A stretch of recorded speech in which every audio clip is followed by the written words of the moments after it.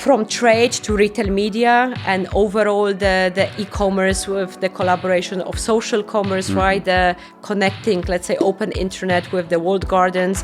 It's been a massive change and sort of, the new trend, right? I mean, we are connecting all the ecosystems into one. So that brings me to for 2025, where I think it's all about simplicity in e-commerce. So actually accessing all of those platforms through like one touch point, right? And obviously our favorite topic, AI, and let AI and the predictive AI optimize towards customer behavior.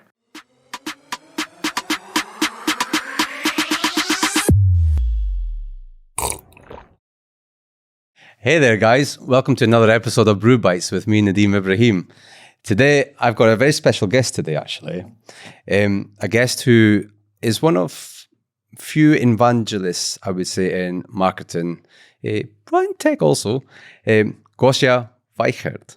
I got that right? Yes, perfect. Woo! Oh, welcome, Gosia. Welcome after so long. How are you? I'm very good. Thank you. Great. Yes, I'm glad to be here. Thank you for having me and for the beautiful introduction. Pleasure's all ours. Look, before we get into things, I think everyone now is probably realizing we have a set format of things. Yeah. First of all, growing up, did you have a go-to game as a child that you can remember? 2 games. I think my generation is millennials, so I'm proudly a millennial. Yeah, so obviously it was a Pac-Man. Oh wow, Pac-Man, yeah. Yeah. And then was the on Nokia Snake, right? Mm-hmm. Yeah. Obviously on the bus when I used to go to school and I had my first Nokia. This is how you used to kill your time. So yeah, those 2 I would say. No consoles. No. Only like the basic stuff. You, if you don't mind me saying, I would have thought you were more of the Tamagotchi type of person. No, never. Never, really? I don't know, because what I'm a fashionista / this, but no. Really? No, they're very traditional and then it stopped. I'm not at all, into games and stuff like this. So, but yeah, good memories though. Nice. I think I've not really let out what mine has been. I spoke a lot about the Atari and the Spectrum. Recently, I was on a call with someone for another episode, and we were talking about the Commodore 64. I don't know, have you ever encountered the Commodore 64 in your time? Oh my God, maybe, but it's not like to my really recollection. If you ask me, you did ask me about the game. So literally Pac-Man on the screen. Yes, what was Atari, right? I think and then the Nokia. The Nokia itself. To be honest with you, the Nokia Snake was quite an addictive game. It was. I remember on the Nokia 3210. Very specifically, if not the 5110 also I had. The 5110, they were like you could change the cover, right? The cover. I had the orange, I remember blue, and that's right. Good times. And that I used to play on long journeys, car journeys, with my father and my mother would take us down to a city called Birmingham to see my uncle. I'd always be on that. And then we got quite competitive on it. And if you think about the competition back then on just what was 1 bit, I think it was, just going round and you just catching all the blocks. Yeah. Today, oh my God, we go now the memory lane. I'm like, nostalgic moment. This was about a nostalgic moment in tech. But now, when you think about games, how addictive it is, and how competitive people are becoming now, it's on another level of back in those days. I think it's even a job, right? If you do the competitive, it is a job, especially in Saudi. You see how Saudis are leading the way when it comes to sports, esports specifically. I can talk about. The next generation of kids are all doing it as a job. Yeah. Playing games as a job. And I don't think it'll be long before esports becomes part of the Olympics, which is a bit surreal. Hopefully it won't be like the breakdancing at the Olympics. I don't know if you saw the Yeah, I did. A little bit surreal, yeah. So look, today we're talking about how technology is changing the e-commerce landscape. And I know you've had a lot of experience in this space over the last few years, I would say. But before we sort of go into it, I just want to get a bit of a sense about your personal journey. What was your game-changing moments to get to what you are doing today in the space of tech, Gosia? That's a good one. And I'm sure whoever knows me, and I've been in the market specifically, on obviously digital marketing, I've been doing that all my life. Surprisingly, because I graduated university with Masters of Economics. I was supposed same as me. I was supposed to, yeah, well done, well done. And I was supposed to be ideally, I did my master thesis in like hedging funds, so, stockbroker and etc. And somehow I ended up in digital media. Nice. So, but I always believe everything happens for a reason, one door opens another and then so on and so on. So yeah, I landed in Dubai 2008. I would say thanks to my very good friend from Starcom, PJ. Shout out to PJ, who came to Warsaw and was sitting in front of me, and there was an exchange between Starcom employees. And back in the day, I had a friend who moved from London to Dubai, and he encouraged me to go and visit Dubai. And then all the, everything else is a history. But long story short, what I wanted to say, I spent... Overall, I have around 17 years of experience, like within the agency ecosystem, 14 in Dubai across 3 big holdcos. Oh, I know. I know very well. Of course. Yeah, of course you know. And the game changer, I mean, as much as I cherish all those days and so on, was the time when I left my old life, as I can call it right now, and moved to the tech. To one of the global tech companies where I headed for Middle East and Africa, and we specialize obviously in e-commerce and retail media. Did you ever envisage that you would be heading up one of the big ad tech businesses for that region? That's a very good question. I remember I had and you can always, we know Shadi, my mentor, by the way. Hi, Shadi. And media industry. So all the time, I had several conversations with him. What should I do next? After media agencies. And sometimes even when they opened Snapchat here, I remember X years ago, I was thinking, okay, shall I move to Snapchat and so on and so on. But they were never like the right opportunity until 2022 when Criteo approached me and then obviously I moved, and I'm very happy. I never look back. Nice. So yes, there were thoughts, maybe not that big to literally to head the business, but then I think everything happens in the right moment, right in the right time, and that was the time. Of course. So look, if you don't mind me asking, did your parents ever understand what you were getting yourself in for? Till now they don't understand what I do. It's a very simple one sentence. It is a digital advertising or / marketing, because marketing that's it. So it's an ad on the web. This is it. I get that asked even to this very day. Been in this space for 18 plus years, and I always get asked the question by my mom, by the way, what is it that you do? I still don't understand. So the way I have to describe it sometimes is when you see these adverts that are scattered around, how people decide what ads should go where for a brand. That's essentially what people do. That's what digital advertising is. And she's like, okay, now I get it. But after 1 minute, she's forgotten. She's like, sorry, what do you do again? I think it's that era because advertising, tech, digital advertising especially, was so new, I guess, in our time when we got into it. It was very difficult for them to understand. I guess the next generation, it'd be easy for the current generation of parents to understand, digital advertising, right?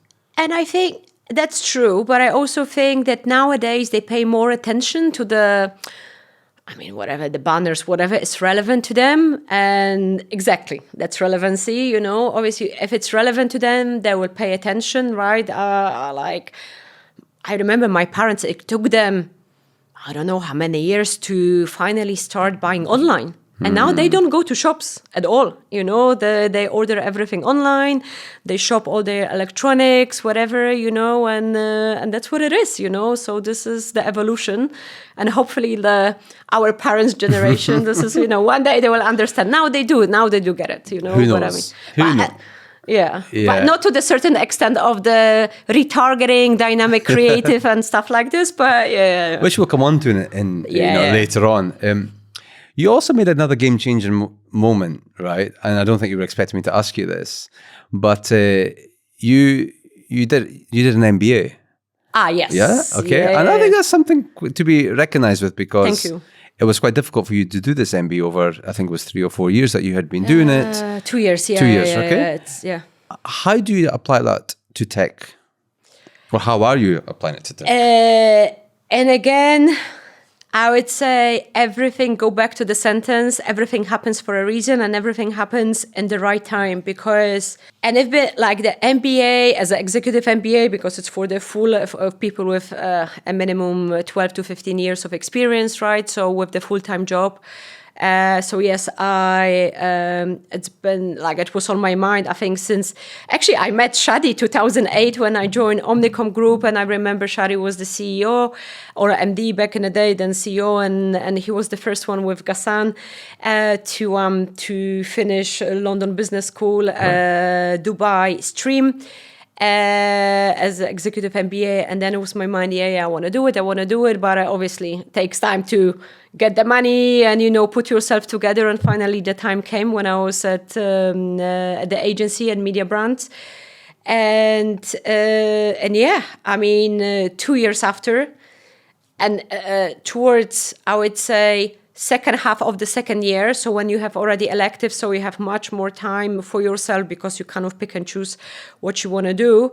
So this is when I changed jobs as well, right? So it was a really hectic time, but obviously I did it, and it helps a lot. So basically why I said it happens for a reason and the right time, because during the MBA, obviously, your mindset also changes, like into the more business thinking, a big picture, being much more strategic, because you overlook the entire business in my case, right? So it definitely helped me now to grow business, to put the right strategy, right? I mean, diversify based on whatever the streams I have under me, right? If I have agency is different to direct business to new business, then retail media is totally different challenges. Sure. And you kind of have to combine it all together. So this definitely helped me.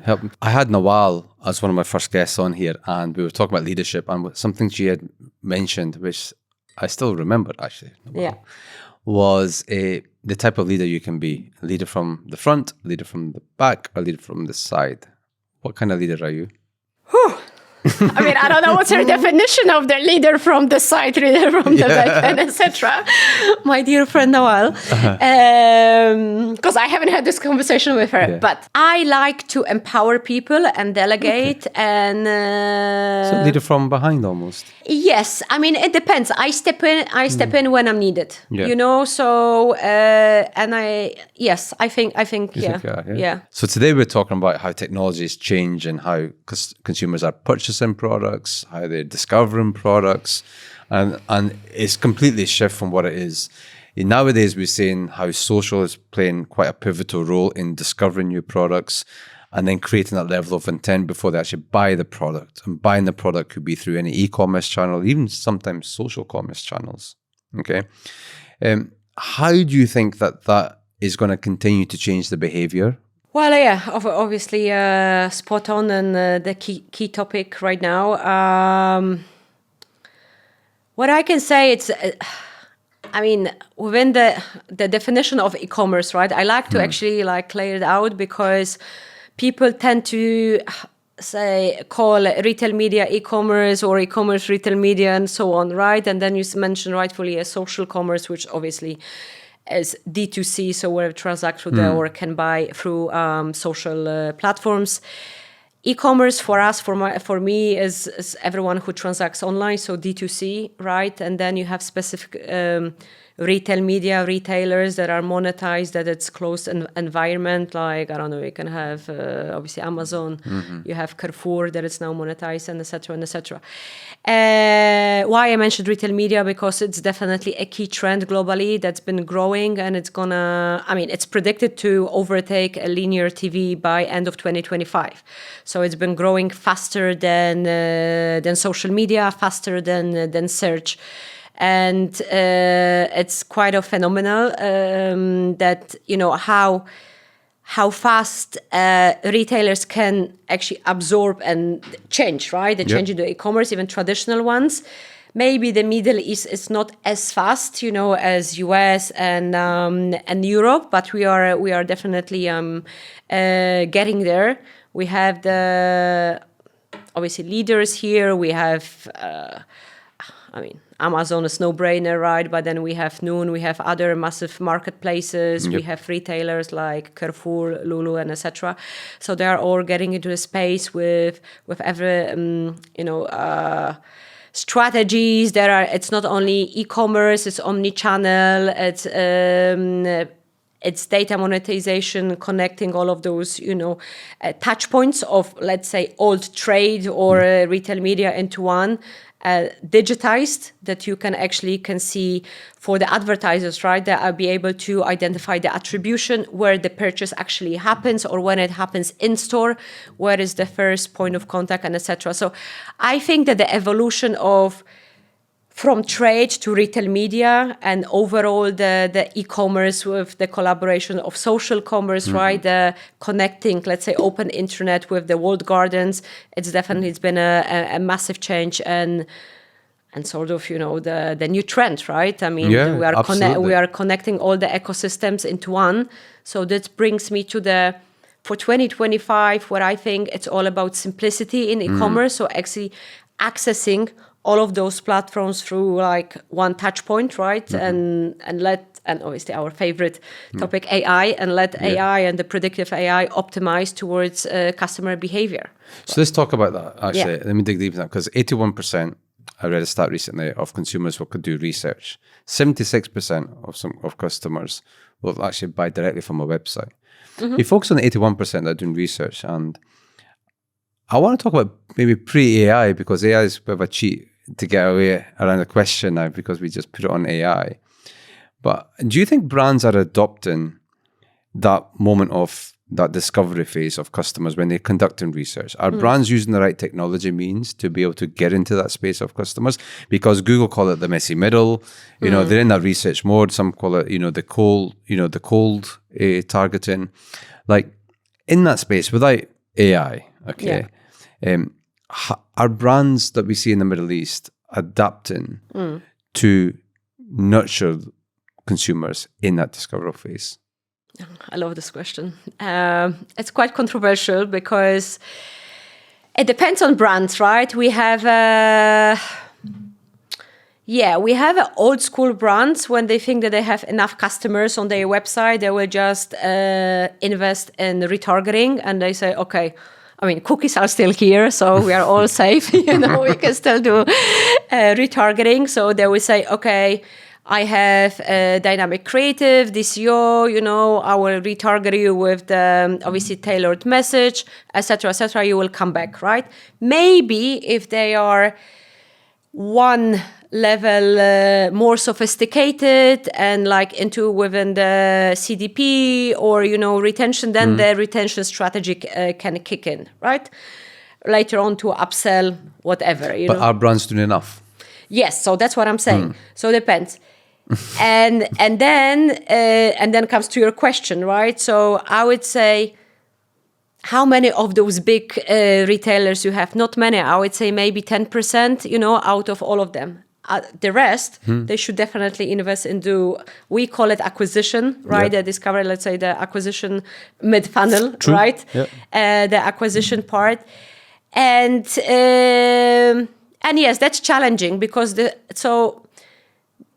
if they have I would say, good team and educated, and they know what the strategy is, that they have to uplift, the audience and bring, that they will do it. But it's not always the first step. It's not always, yes, I want to run acquisition and then retention, as a two loops, for example, from acquisition, conversion, and then retention. Get the audiences, use the CDP, have everything in place to kind of, get all the audiences, the cohorts recorded. It's to their benefit, right? Later on. If they are doing enough, whoever knows, yes, but not everyone. Definitely, it's lots of education still needed, especially I would say for the mid and smaller e-com players. Then yes, they need to rethink maybe, or just be open. I would say, no, it's a wrong expression. I wouldn't say rethink. I would say be more open to suggestions and from experienced, brands, sometimes not always whatever works. And if they're international brands, right, not always what works in Europe or in the US. True. It's exactly the same here, right? You have to really localize the strategy and then concentrate. I'm saying anything right now, maybe only on Arab males doing etc., or only in Saudi on the the Saudi locals or whatever it is, or maybe Western, and it depends who is your audience, right? Based on the product, based on the attention response and etc. So, but then many factors as well kick in, obviously DCO, True, and everything else. Okay, no, so there's a lot there. Yeah, there is a lot. That's why I can keep talking for a long time, We have subtitles, guys, and transcripts. No, look, Pew Research Center recently had published a report around about like 84% of millennials now. Yes. Not Gen Zs, millennials. Yes. Are using. So that's me. Yeah. Okay. Us, right? Are using social media to discover new brands, which caught me by surprise, because definitely Gen Zs are in that space of discovering new brands. You have platforms like TikTok where new brands are coming in and they're being discovered, and they go from being a very nascent brand to a multi-billion-dollar brand. You have Trendyol, you have all these other places where brands are slowly being discovered now. How is technology changing in how we target those millennials? And I'll extend it further. How does technology need to adapt itself to target Gen Zs? Like, what are the different ingredients? Because there's two different mindsets there, right? Yeah. Okay, let me start with millennials. And I'm the perfect example, by all means, because, and even when I go and meet the clients, I always give my example of like Gosia, when I try to explain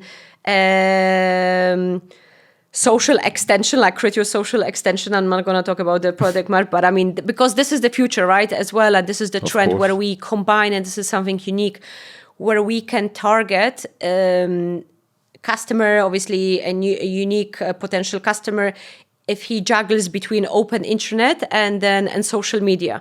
So I always say, okay, Gosia, me, yes, I go. What do I read in the open internet? BBC, right? The BBC News or whatever, and CNN and stuff. And if I see X brand that I like, right, I click, I don't know, whatever, new travel, a new route launch, but I go check it and I don't buy. But me, personally, to your point of social, I spend most of my time, free time if I have, on Instagram, for example, right? Okay. This is me, this is my behavior, this is Gosia. There is now the tech and the ability after the first interaction on the BBC, on open internet, to know my behavior, what I obviously researched, right, what I engage with, to see those ads on Instagram. But so it goes both ways, because also, when I engage and when I spend my time on the open internet, on Instagram, right, I can see the ads, and definitely some of them, they are relevant. I mean, some of them, I would say all of them, but I mean, let's say 80% of them are relevant. Then, what do I do? From usually Insta, I go, let's say, research, right, or search, right, for those brands. Yes, I engage. Then we have all the technology behind with the retargeting and so on, and we are all in the loop of like being connecting across, cross channels, social, open web, plus search and etc. Right? So if you think about it, all the ecosystems are connected, thanks to cookies / APIs and all tech behind. Depends on the campaigns, but that's what it is. This is millennials, right? I mean, so millennial doesn't mind to have an ecosystem where you're on a website, shown interest, you're going to buy a product. Next thing you know, you've been, maybe you want to beep this, but bastardized by lots of different creative that has shown different products that you had already seen consumed on that website. You've shown a bit of an interest. Like, it could be shoes, it could be clothes, different types, right? You see on there, okay? So I think millennials are okay with that, because what it's doing is that it's just nurturing their motivation a little And bit. millennials, they love to research, by the way. It wouldn't be the... It takes longer, yeah? It takes longer. We check, we compare prices, comparison websites, or like go to the different retailers, do it. I know myself. So, and I see you based on the research, obviously, the people's behavior. Let's say sometimes they have to, even from the retargeting ads or wherever we see on them, it takes sometimes few attempts, until they go and buy on the certain retailer or whatever it is, right? Whether it's TV or shoes or dress, God knows whatever. Yeah, so they do their research. Gen Z, simplicity. So We have a couple of Gen Zs behind the scenes here. Yeah. Just want to look at them. Simplicity? Yeah? I do like a lot of research. So they do research. You are a geek, that's So why. there you go.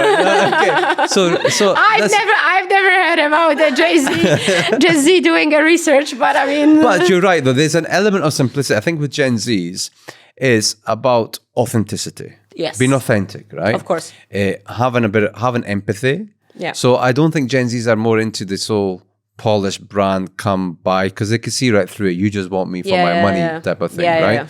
They want more authenticity, which is why you have Just this whole... influencers. Exactly. And but it has to be subtle, I think. It doesn't have Well, to this be region like, is big on influencers. Influencers is one of the biggest, I think, one of the biggest triggers for Gen Zs to consume. But it also affects millennials in some ways. But I think as millennials, we don't really relate to influencers the way Gen Zs relate to influencers. Correct. Right? How do you think technology should be adapting to Gen Zs then? You talk about retargeting a lot today, right? So retargeting a Gen Z would probably just irritate them. Yes, that's what I'm saying. I don't think that much relevant. I think we get lots of questions, to be honest, from our clients as well for the, the target audience for obviously the lower age brackets and so on. And when we look at the common retailers and the websites and the signals that we get, to be fair, not so much, right? Okay. So that would be more, as you said, mature crowd, millennials, and etc. I would say Gen Z, crowd, this is the social, right? This is the social platform. They want to have the maybe research. I don't know if you can get all of the information on TikTok. I'm not a TikTok user, so I don't know. Although maybe I should because with but I just don't have time. I stick to Instagram, But yeah, you have all the videos or the reviews within one platform, right? Sometimes you go on TikTok, you have, right? I don't know, whatever you will have. Look, I've discovered loads of brands on TikTok. Yeah. Brands are recently I bought What did you buy from TikTok? for traveling actually. It's almost like a neck brace for traveling. It's like a snug one. Oh, really? It's proven to be that you won't end up on someone's shoulder. It claims, not proven, that you won't drool, that you actually have a really nice sleep. And the way it's designed is sort of crosses over the front and you're snug like this.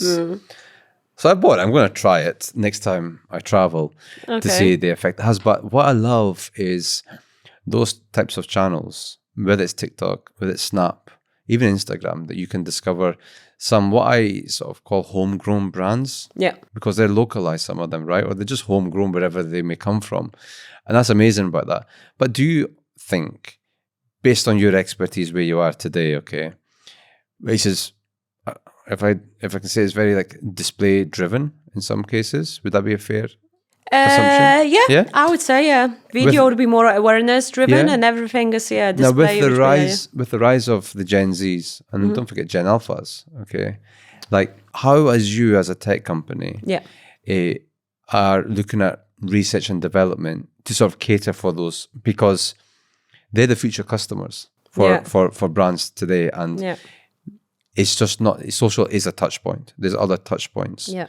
But do you think now that if they're so socially driven, that publisher sites, research sites eventually become depleted from a touch point perspective? So where we are, and to your point, we have a massive R&D. We are 3,500 plus around 3,700, I think, right now. Employee company, but it's more, just over 1,000 is R&D, right? So this is around 1/3 of all the employees are into R&D. So that's a lot, right? So it only shows you how important for us it's the product to be up to date and etc. I think the first step into the future to cater, obviously, to I would say, I wouldn't say technically only to Gen Z, but only like to connect all of those people, right? Not to isolate them, between the open web and the social, just to be able to connect and speak to them in the moment when they want to shop, is our social extension, right? So we are live with Meta, soon TikTok, it's in the POCs, and there are lots of tests with Snapchat, with Pinterest, and potentially X as well in the US, and obviously the big markets, on the different aspects, not only in the retargeting, but also acquisition and the video. So this is something that we take really, obviously, super seriously, right? This is to bridge the gap between the walled garden, so-called social medias and the platforms and the open internet to be as seamless as possible, right? And not to obviously interfere and ask them, okay, go now, ditch this and go there and etc. This is for the advertisers, right? They want to be with your potential customer wherever they are. And now to the AI, I know it's like put it on AI, but this is at the core. But it's for Criteo. It's always been there from the beginning. So it's just like, now it's AI, but it's always been there. To talk so advertiser can speak to their customer wherever they are, right? Whether he's in the open web, reading, football news, or he's on TikTok, right? Consuming relevant video and etc. And then the advertiser, whoever it's going to be, it's going to come Nike or Adidas or whatever with the ad. Okay, maybe you want to buy the new football or whatever it is, right? Yeah. So I think this is super important, and this is the future, and it's been proven, whatever we've executed, that it's delivering extremely good results for all the advertisers. I have to tell you that there haven't been like one campaign that did not deliver on the promised results. So this is really good. Now, now forgot, I think, the second part of the question, but because I talk a lot, I told you. But what do we, to Gen Z, yes. And so I think this is it. This is to be able, we are a tech provider, right? We have a technology that enables advertisers to speak to their consumers. And what we do, we give them their consumers in the real time and when they research, when they're in the purchase journey, right? So this is basically what we do in the time when someone it's researching shoes or, obviously, or football shoes or tennis or the rackets or whatever it is. We can tell Wilson or head or whatever. This is, or someone who plays tennis and etc. Right? And same applies to travel. Same applies to consumer electronics and etc. There are definitely different behaviors across different consumer groups, right? So the Gen Z will do everything on social, maybe a little on the web, right? But when they have to, they will go. But then we have, let's say, in the UAE, and this is real case, we have still people, let's say, researching, to your point, all the consumer electronics online on the website of one of the retailers, but converting in store. Okay. So you send people from online to offline. But it's not that the retailer wants it. This is just the consumer behavior, you know. And then I would assume these are the people who want to really see, I don't know, maybe they research the deals, right, and stuff, and then they physically want to see how it looks like this TV and still touch it, you know. That's the beauty about AI. Yeah. If we come to AI, that whole try and pull signals to craft a more empathetic approach with consumers to purchase a product. And there is, without a doubt, that bricks and mortar still have a purpose. Bricks and mortar have a purpose because there's nothing more than still experiencing the brand experience in store when you buy that pair of shoes, or you buy a mobile device, or you buy a game console, whatever it is that you buy, there's still something nice about going physically into a store to pick that product up. But the beautiful thing is that technology often becomes that catalyst and that push. And that's often a misconception that we have. Yeah. We usually find that actually e-commerce is purely designed to drive digital transactions. But it's not really the case in some cases, right? We have to have that in mind, usually the case. Look, Because I think it's, sorry, just to interrupt. I think because it caters to everyone, right? And it's now up to the receiver. So let's say the consumer, you or me, what's our mindset, right? I mean, let's say if I know the designer of the shoes, I know my shoe size, I know everything, and this is the 5th pair of Nike shoes, and I know everything, I would definitely buy online. Why do I want to go to the store and be convenience stuck? Exactly, be stuck in the traffic if I can get it delivered home and etc. Right? But yes, if it's something new and if you really want as a person experience it, whatever it is, then yeah. So it also depends on your mindset and I don't know, if you like physical shopping or if it's more convenient or not. So many different factors, I guess, that influence it at the end of the day. If you look within your business, okay. It's an e-commerce business, okay? And it's mentioned that, more than a third of research and development in an e-commerce business is very tech-focused, okay? Of course. Okay, of course. What type of technology have you had to adapt in your own workplace? Yeah, so basically for us is...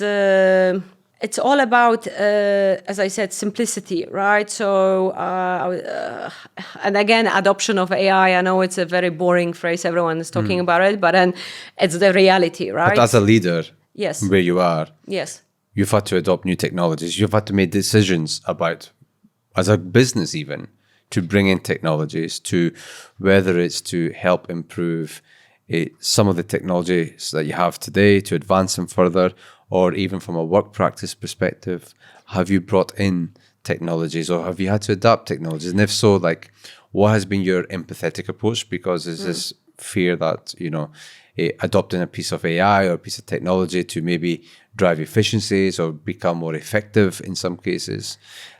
As a leader, you've had to sort of bring that in, right? How has that journey been? How do you come across those decisions? I think, okay, there are two ways to it, right? So we have to, I work for a global company, right? So it's a global tech. Yeah. So it's not easy for me to say, hey, of course, I check it too. No, but what we've done, and it's to localize certain tools, certain approaches, especially to the Middle East, to cater to AI, to be able to, obviously read in the retail media and the retailers, to be able to read Arabic. So there are the certain, tweaks that we had to do. Yep. And obviously that's normal because obviously we live in the Middle East. Arabic is the, number one language and etc. But yeah, for someone who, yes, they come, they deploy, and they want to deploy new technologies, that's at the end of their, mind. Okay, I need to add another language. I use English, yes, and Spanish. It's the biggest, and etc. and etc. Okay, French and whatever, but then Arabic. Okay, yes, I forgot. So maybe we have to add the Arabic keywords to this, and etc. So that's the localization. We had to localize few tools. Now, me as a leader, so we have lots of initiatives. In-house at Criteo, we have champions for different tools, and definitely right now we are deploying. But again, I'm gonna repeat myself, but it's a different use of the AIs at work that will obviously help us combine certain. I would say certain tools. This is Salesforce with our Criteo DSP with something, just to make people life easier. Because sometimes people think, okay, AdTech, amazing and so on. But when you literally go and start working in AdTech, you have so many different platforms, to combine, to take, I don't know where you want to check audience experience, the audiences and etc. So that's going to. But it must feel more from a creativity perspective. Yeah. Plus, we have another platform for the creative solutions, DCOs and etc. So, and how is that changing? How is that advancing with AI? Bring it back to AI. Are people within your workforce specializing in e-commerce having to learn a new discipline? Are you bringing in some form of AI to make it a lot more efficient and effective on a workforce? And if so, do you feel that within your own, let's just say the industry in general now, okay? Do you think there's a bit of a resistance to bring that in because it may change people's skill sets? They have to adapt new skill sets. What are you seeing? for Criteo, it's been always there, and when you talk about the DCO, right, it's always been embedded within and it correlated with the audiences. So it's one of our USPs, right? So sometimes when we go and we see clients, and we always say, okay, we develop creatives from our side, and then it's all because obviously it has to be DCO and optimized by AI and whatever we have to do everything, right? And then we do it. You don't have to do anything. So yes, I mean there is definitely an kind of a scared look at the creative agency side. To your point, right? Oh, I don't have to go and develop as the old days. 20 formats. So you rotate it. I mean, the great example is because this is not just one-sided. We are unbiased on this podcast. Yes, of course. It's also PMax, right? PMax by Google. Yes. Does an amazing job also, right? Yes. We love Google, by the way. But also, in that moment, I get what you're saying, is that you're having to bestow your trust into, AI to be able to, one, understand the consumer, but then understand actually which format is right for that person at the right time in their environment across like the Google ecosystem, for example, quite possibly, or quite, the open web in some cases, or even in social. There is that, right? And AI is only going to continue to grow in that space, right? And the future of, this maybe going to the next point, which is, and it's a nice segue actually, which is about the future of e-commerce. Yeah. The future of e-commerce, Accenture had released a report which was talking about social commerce is one of the biggest growing spaces. Yeah. And it's changing the game of how we would buy products and how we would sell products and even how we would discover products that we spoke about earlier. How do you think brands need to change in terms of driving that engagement with consumers? First of all, I think I only have, I would say, one thought on this one, Try to embed all the platforms into one e-commerce strategy. Don't keep it as a silos, because I've been exposed to many conversations with the global brands in the e-com and etc. And when we talk about the social extension, right? And we say, listen, this is where you don't want to lose your audience, when you engage with them in the open web, then you go into the social and etc. And they are scared. They was like, no, but I have my social retargeting and I have this, and the audience is like, no, it doesn't really compete, because it's the open web, let's say the Criteo audience versus so you keep talking to the same customer, right? We are not competing. So they still think in the silos of one strategy for Meta, one strategy for TikTok, for example, for Snap, and etc. While look at the big tech, right? The big tech is going actually opposite direction, right? They are collaborating with us to actually combine this ecosystem, right? Together. That's the thing. So it's the wall gardens that need to change. Yes, but they've already started changing, right? And then we have, that's the collaborations, that's the integrations are happening, right? Because, and it's not that we are hiding it, it's the openly on, presenting, that's what I'm saying. And we spoke to TikTok even to do some, hopefully in the future, some, releases as a PR and etc. Because we should collaborate together, at the end, it's a one ecosystem. And then we don't want to compete with anyone. We collaborate with Meta, we collaborate with Google, and etc. So I think this is the mindset that needs to change from the advertiser's point of view, right? Just trust experts a little bit, trust us enough to at least test, and once you see it, then you can, think about the next steps. And so true. on. But brands also need to be endorsing that, right? Because in the Middle East, what you sometimes will find is brands have this fear factor that have to be across every platform that there is. And having an omni-channel approach that's agnostic to say, actually, let the technology decide. Let's just say, in a perfect world, you had no wall gardens. Yes. And you can access a customer across any social platform, any ecosystem. They all talk to each other. Yeah. Advertisers will find it very difficult to deal with that, because you then don't need to have a social presence as a brand. You would then just go and target the consumer wherever the level of intent is throughout that funnel, okay, or throughout that customer journey. So for instance, then, do you need to have a massive social presence as a brand whereby I can target that one person anywhere across the open web? So then brand building becomes very different. Presence on social becomes very different. Technology then becomes, I guess, at the forefront, the driver of actually deciding when to show an advert to a customer at any given time. Or it can also decide when I'm going to let that person discover that brand at any given time. You know, I think this is where it's going to go. I would love to see it go there. I don't think it will get there, but, you know. I think, and I hope so, at one point, you know, it will, because we've already started seeing solutions for retail media, right, like this. And this is, for example, when agencies, this is what they're asking on behalf of their clients, right? Why can I access all the retailers when I want to do sponsored product or on-site display, you know, from one platform, and then let the platform optimize, right? From where a user want to buy a retailer 1, 2, 3, 4. And it's already there. I mean, maybe not in the Middle East, but it's already in the US, and it's obviously getting deployed in Europe and etc. So it is happening on the retail media side. Obviously, this is a closed, I would say, still a retail media environment. Still is something. But this is it's still something. And retail media is one of the biggest areas, right? Exactly, and this is obviously this is the biggest trend, and this is where the growth is going to happen. Yeah. I don't know if what's going to happen to our beloved cookies. I mean, they're not going to be deprecated, but I guess like readjustment is going to happen. I remain silent on that one. Not soon. We know that. I mean, of course, there are going to be lots of adjustments, but I mean, ideally, that would be the best case, right? Gosia, it's been great having you. We're just coming to the end of this episode, and we have one last segment.